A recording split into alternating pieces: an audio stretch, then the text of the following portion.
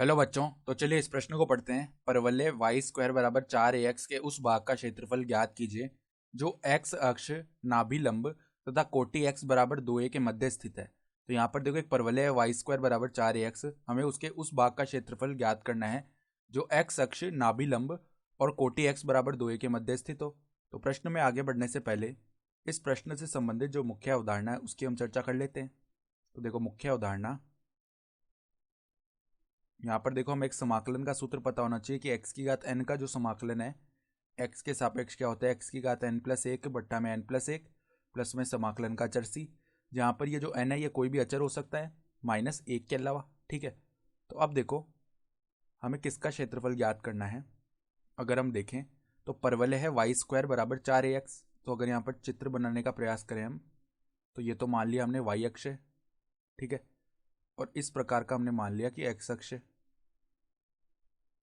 ठीक है, तो परवलय वाई स्क्वायर बराबर 4ax किस प्रकार बनेगा, इस प्रकार का आएगा परवलय वाई स्क्वायर बराबर 4ax। ठीक है, तो ये तो हो गया वाई स्क्वायर बराबर में 4ax जो परवलय है। तो अब देखो हमें इसके उस भाग का क्षेत्रफल ज्ञात करना है जो x अक्ष, तो x अक्ष ये रहा।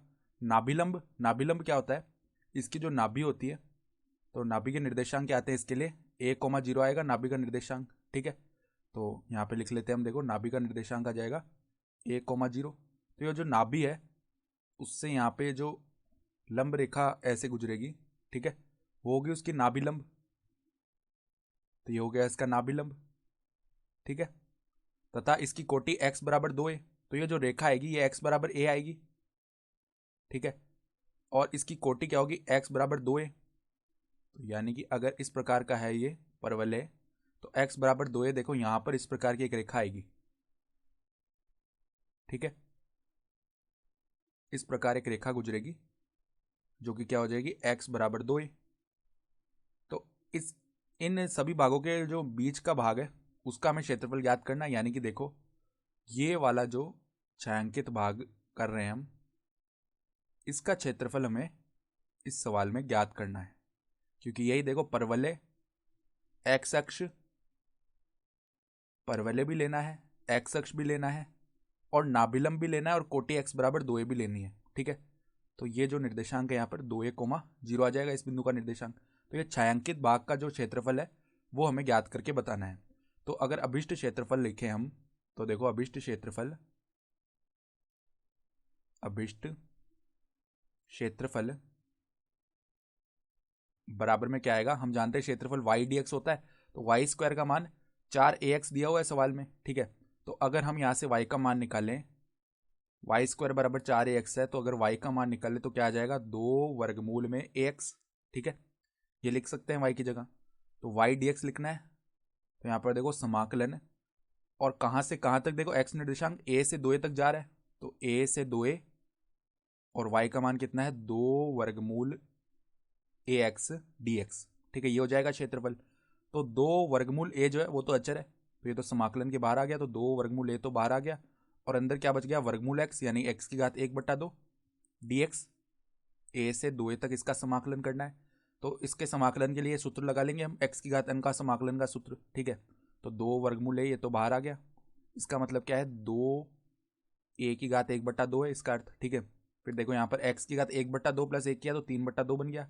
फिर 2/3 जो है वो यहाँ पे गुणा में आएगा, क्योंकि वो 3/2 इसके बट्टा में भी तो जाएगा x की घात 3/2 के, तो यहाँ पर 2/3 बाहर गुणा में आ गया। ठीक है, और यहाँ पर सीमा लग जाएगी a से 2a तक। ठीक है, तो अब देखो 2 × 2 यहाँ पे 4/3 हो गया, फिर a की घात 1/2, फिर यहाँ पे पहले ऊपरी सीमा लगाएंगे, तो 2a की घात 3/2 आएगी। ठीक है, तो 2a की घात 3/2 माइनस में क्या आ जाएगी, a की घात 3/2। ठीक है, तो हम क्या कर सकते हैं, यहाँ से a की घात 3/2 को बाहर निकाल सकते हैं। तो देखो अभिष्ट क्षेत्रफल क्या बनेगा, अभिष्ट क्षेत्रफल बराबर में बाहर क्या है, देखो 4/3 a की घात 1/2, 4/3 a की घात 1/2, और अंदर से हमने क्या किया, a की घात 3/2 को बाहर निकाल दिया, तो a की घात 3/2 बाहर आ गया। तो अंदर क्या बचेगा हमारे पास में, 2 की घात 3/2 माइनस में 1 बच जाएगा, तो 2 की घात 3/2 का मतलब हो गया 2 वर्गमूल 2 माइनस में 1। ठीक है, तो यहाँ पे देखो 1 की घात 1/2 प्लस में 1 की घात 3/2, ये क्या बन जाएगा, ए स्क्वायर बन जाएगा। ठीक है, तो यहाँ पे देखो ए स्क्वायर बन गया, तो 4/3 ए स्क्वायर गुणा में 2 वर्गमूल 2 माइनस में 1, इतना वर्ग इकाई। ठीक है, और यही हमारे पास में क्या हो गया, अभिष्ट क्षेत्रफल भी आ गया। तो यही हमारा क्या होगा, उत्तर भी हो जाएगा।